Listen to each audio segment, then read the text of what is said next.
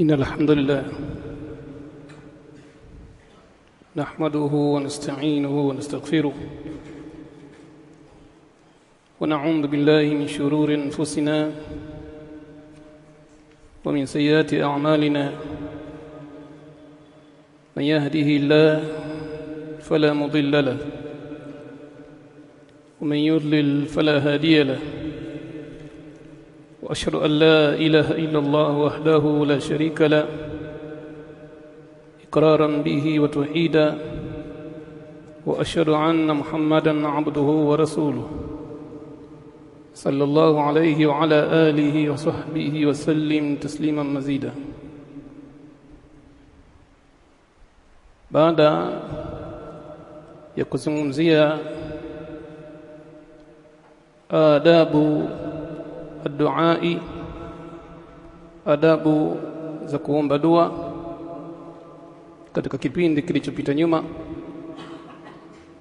na insha Allah leo hii biidhnillah tabaraka taala tutazungumzia a'malu yaumil Eid, mambo ambayo anatakikana Muislam ayafanye katika siku ya Eid. Naizungumzia mada hii kwa ufupi, na kwa kuwa masala ya zakatul fitri tayari yashazungumzwa na ndugu zangu waliotangulia katika muda huu, kwa hiyo mimi nitazungumzia a'malu yaumil Eid, matendo ambayo Muislam anatakikana ayafanye katika siku ya Eid. Yako mengi sana, tutataja baadhi kwa mujibu wa wakati wetu huu. Awalan, jambo la kwanza, al-ightisalu kabla al-khuruj lil-Eid, kukoga. Muislam kadhalika kuwahimiza watu wake nyumbani na wanawe wakoge kabla ya kutoka kuelekea katika viwanja kwa ajili ya kusali sala ya Eid. Na itapendeza sana kabla ya sala ya alfajiri kwenda kusali sala alfajiri, yani waamke mapema kidogo, apande kama saa 10:30 au 11 kasorobo, wakoge ili wakimaliza tukusali sala alfajiri basi wajiandae kutoka kuelekea katika viwanja. Iktisalu kabla al-khuruj lil-Eid, kukoga kabla ya kutoka kuelekea katika viwanja vya Eid. Hili ni jambo la sunna ambalo ni muakkada. Wengi katika Uislamu utawaona kwamba kwa mujibu wa mazingira na hali ilivyo, utamhisi kwamba mtu huyu hajajiandaa kwa ajili ya Eid, amekuja Eid ovyo ovyo. Si kama hakuvaa kanzu, kavaa kanzu yake, lakini unamhisi kama huyu hakujiandaa hasa kwa ajili ya Eid. Atajiandaa, lakini baada ya kutoka hapa katika sala ya Eid ndio atakwenda kukoga kwa ajili ya matembezi na sehemu nyingine. Hilo jambo si katika sunna. Akoge kwanza kabla ya kuelekea katika viwanja vya Eid. Yustahabu al-ghusl qabla al-khuruj, inasuniwa kwa kusisitizwa kukoga kabla ya kutoka kuelekea katika kusali sala ya Eid. Qala Ibn Qudama rahimahullahu ta'ala fi al-Mughni, kwenye kitabu chake Mughni Ibn Qudama, fal-ghuslu yakunu ba'da tulu'i al-fajr, kukoga inakuwa baada ya kuchomoza alfajiri ya pili, baada ya kuchomoza alfajiri ya pili yaumul Eid, katika siku ya Eid. Wa jumlatuhu annahu yustahabu an yutahhara bil-ghusl li-Eid, na kwa hiyo jumla inasoniwa, inapendezeshwa ajitoharishe mtu kwa kukoga, kujitia manukato, kujiweka vizuri sana kwa ajili ya kusali sala ya Eid. Akenda katika viwanja iwe ananukia vizuri na amevaa nguo zake nzuri. Wa fi dhalika atharu ani sahabati wat-tabi'in radiyallahu anhum ajma'in, an-Nafi anna ibn Umar radiyallahu anhuma kana yaghtasilu yawm al-fitr. Abdullah ibn Umar alikuwa kikoga siku ya Eid al-Fitr kabla an yaghduha ila al-musalli, kabla ya kutoka kuelekea katika viwanja vya kusali sala ya Eid. Wasuila Ali ibn Abi Talib na aliulizwa sahaba wa mtume Allah Ali ibn Abi Talib anil ghusli, kuhusiana kukoga katika siku ya Idi. Fakala yaumul jumaa, kukoga sio siku ya Idi tu, kukoga ni siku ya Ijumaa, wa yaumu Arafa na siku ya Arafa, wa yaumun nahari na siku ya kuchinja, wa yaumul fitri na siku ya Eid al-Fitri. Hadithi ambayo akhrajahu Shafi'i, ameitoa al-Imam Shafi'i kwenye kitabu chake wa min tariqi al-Bayhaqi, vile vile imekuja katika njia ya Imam Bayhaqi bi isnadin sahih. Jambo la pili katika mambo yanayotakikana Muislamu kuyafanya katika siku ya Idi, aklu kabla al-khuruji, ale tende 1, 3, 5 kabla ya kutoka kuelekea ila al-musalla, kuelekea katika viwanja vya kuswali. Wengi katika Uislamu utawaona kwamba anakuja pale, huenda kwingine akaja akala pale tende nyingine, kama kuna tende pale zipo akala, na kama hakuna basi anaunganisha swala moja kwa moja mtu huyo. Kula tende kabla ya kutoka kuelekea kuswali. Min hadithi alladhi ruwiya an Sayyid al-Musayyib radiyallahu anhu qala, amesema sunnatul fitri 3, sunna ya Eid al-Fitri ni 3. Al-mashyu ila al-musalla, kwenda kwa miguu sehemu ya kusali. Kama ikiwa sehemu yenyewe sio mbali, basi mtu ni sunna kutembea kwa miguu, atoke na wake zake na wanawe na wafanyakazi wake wengine nyumbani pale, au wanakwenda zao kidogo kidogo kuelekea katika viwanja vya kuswali kwa miguu. Na kama ni mbali, basi atoke mapema, na kama mbali sana basi la basa, hakuna ubaya kwenda kwa kipando kama chombo chochote kama baskeli, Honda, gari. Al-mashyu ila al-musalla wala aklu, jambo la pili kula kabla al-khuruji, kula kabla ya kutoka kuelekea katika sehemu ya kuswali. Wal igtisalu, na kukoga katika siku ya Idi. Thalithan, jambo la 3 katika mambo ambayo mtu anatakikana ayafanye katika siku ya Idi, at-tajammulu, kujipamba. Ulubsu ahsana thiyabi, na kuvaa nguo za kwa nzuri zaidi katika nguo zake, na ikiwezekana basi enda kiguo ambacho japo kimoja amekinunua kwa ajili ya Idi, ajipambe. Kuna watu wanaona uzito kujipamba katika siku ya Idi. Itaonekana mimi nimekoga siku ya Idi tu, yani siku zote sikogi, nakoga siku ya Idi tu. Anaona taabu ile kujipamba. Kana mtu ajipambe vizuri, abadilike hasa. At-tajammulu wa lubsul ahsana thiyab, kujipamba na kuvaa nguo zilizokuwa nzuri, yeye mwenyewe, watu wake nyumbani, wanawe, wote wao wamependeza katika siku ya Idi. Na hii ni katika shi'air al-Islam. Wa man yu'azzimu sha'air Allah, na yoyote atakayetukuza matukufu ya Allah ya dini yake, basi fa innaha min taqwal qulub, huo ni katika ucha Mungu wa nyoyo. Inapendeza siku ile ikiwa watu wote wamevaa vizuri. Lakini kuna wengine wanakusudia hasa mtu anavaa viatu kanda mbili, tena mguu papa mgunguru, anakwenda kuswali Idi. Tunaona huko. Na si kama hana kitu mtu, maskini ya Mungu anacho, fedha anazo na tajiri hasa, lakini yeye anakwenda kinyume na watu. Na mwingine anavaa nguo ile mararu hivi imechanika, ndio anakwenda kuswali sala Idi. Huyo anapata dhambi kufanya hivyo. Kama atakusudia hasa, kama hana nguo anazo kaamua kuvaa hivyo, anapata dhambi. Kuna mtu mimi nimemshuhudia siku ya Idi kavaa viatu nguo papa mgunguru, kwa kubadilisha sasa na nguo kaichana, anakwenda Idi. Nikamwambia ndugu yangu, nakwenda Idi.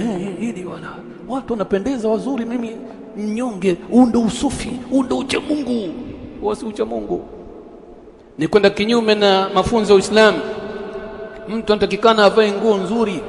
Yustahabu lil'idi lil'abd almu'min, inasuniwa kwa mtu mu'min an yalbasa ajmala thiyabihi, avae nguo zake kwa nzuri anazozipenda zaidi fi yaumil Eid.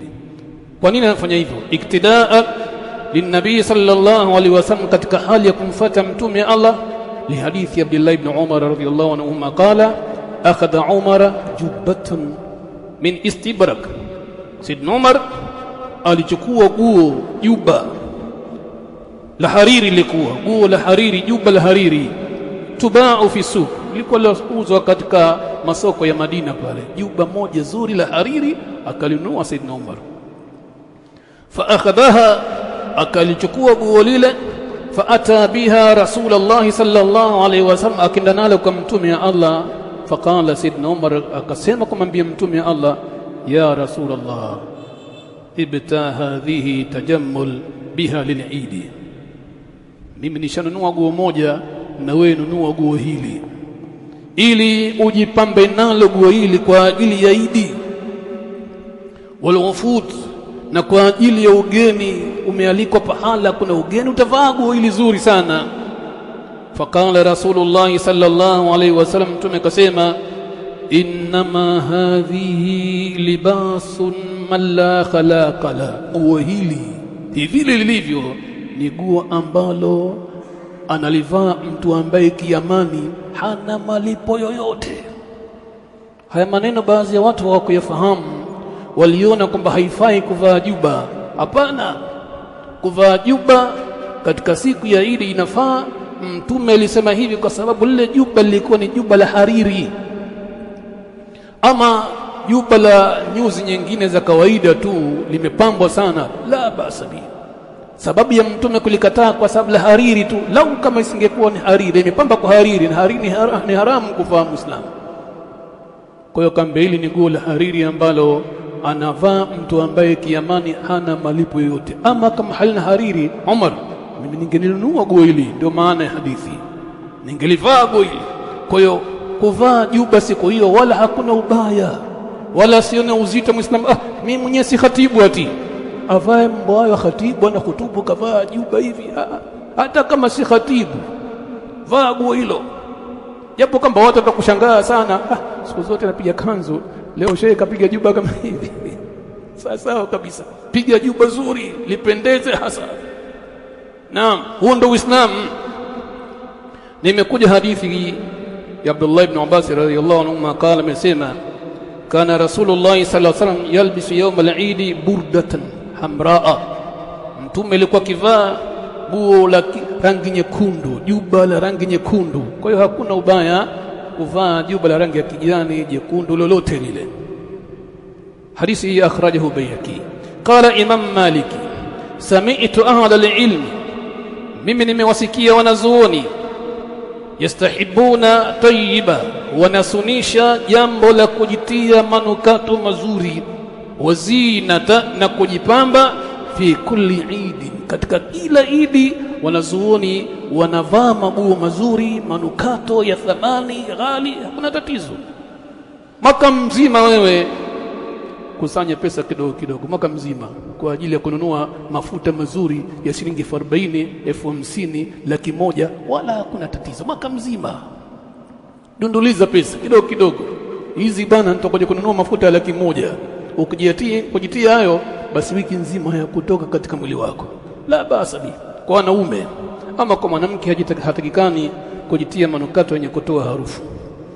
Qala al-alama Sindi, amesema wanachuoni Sindi wa Madina, minhu, kutokana haya sasa, ulima pametambulikana, anna tajammula, ya kwamba kujipamba yaumul Eid kana adatan mutakarriratan bainahum, ilikuwa ni ada ambayo ni yenye kujirejea kati yao.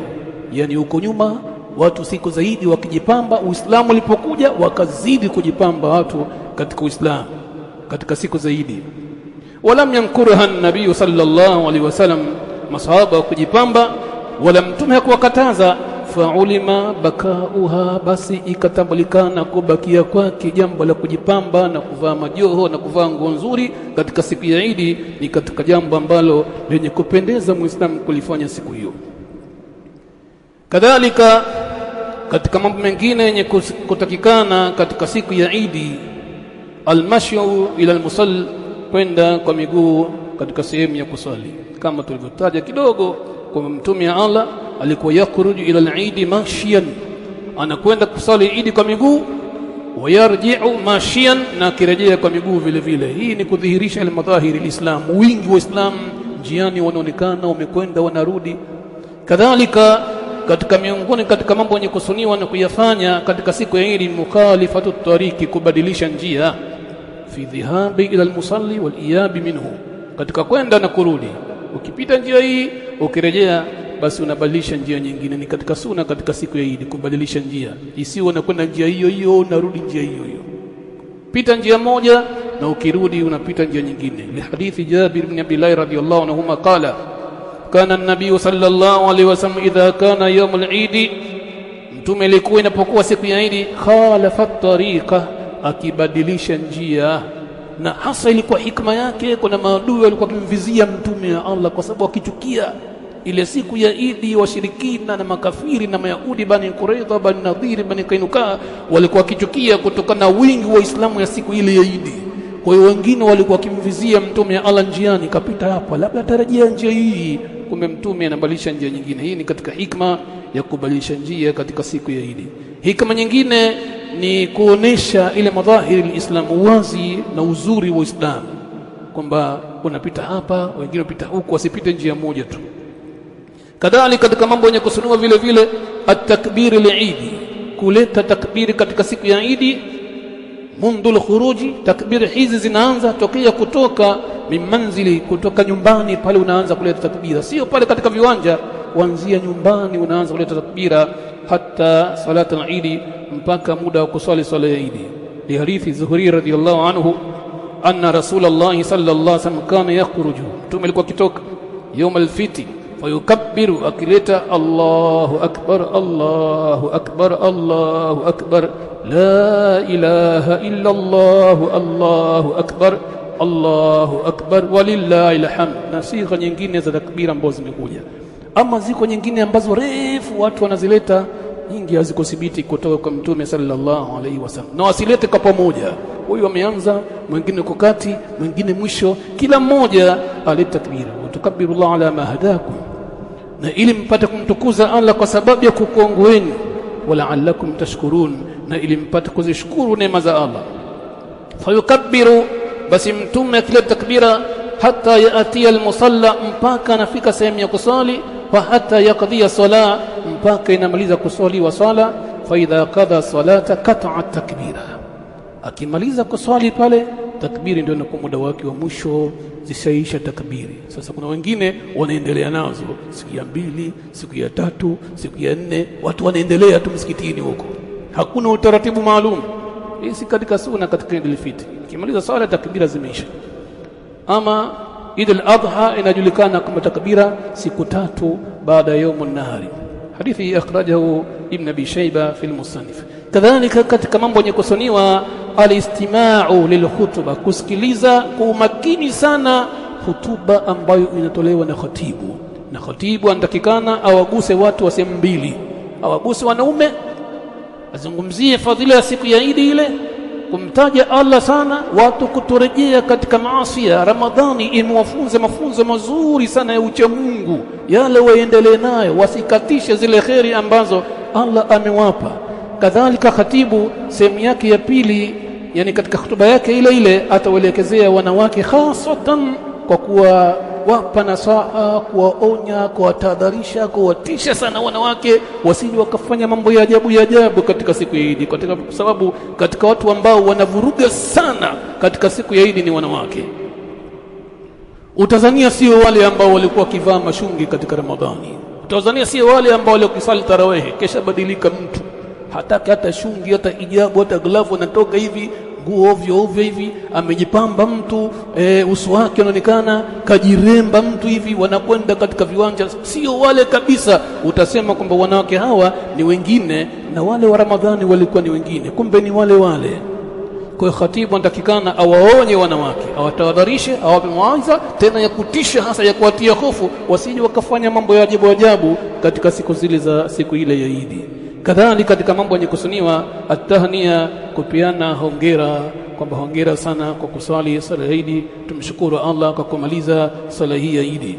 Na hii imekuja kwenye hadithi, kana ashabu an-nabi sallam idha taqaw yawm al-Eid, masahaba walikuwa wanapokutana siku ya Eid, yakulu ba'dhum li ba'd, walikuwa wakisema baadhi yao kuambia wengine, takabbala Allahu minna wa minkum, Allah tukubalie sisi na nyinyi. Takabbalallahu minna wa minkum salihal a'mali, ala tukubalia sisi na nyinyi matendo mema. Hakuna ubaya kukumbatiana siku hiyo, hakuna ubaya kukumbatiana siku hiyo. Namkumbatia Muislamu hata kama unahisi huyu mwenzangu ananichukia kidogo, mkumbatie hivyo hivyo, japo kwamba atacheka cheka na kununa pamoja, lakini mkumbatia vile vile, kwa sababu ni siku ya furaha siku hiyo, sio siku ya chuki. Hadithi hasanahu isnaduhu Hafidh Ibn Hajar fi al-Fath. Naktafi bihadha, tushekina hapa inshallah billahi tabaraka taala. Subhanakallahumma wa bihamdika nashhadu an la ilaha illa anta nastaghfiruka wa natubu ilayka wa sallallahu ala Muhammad wa ala alihi wa sahbihi wa sallam.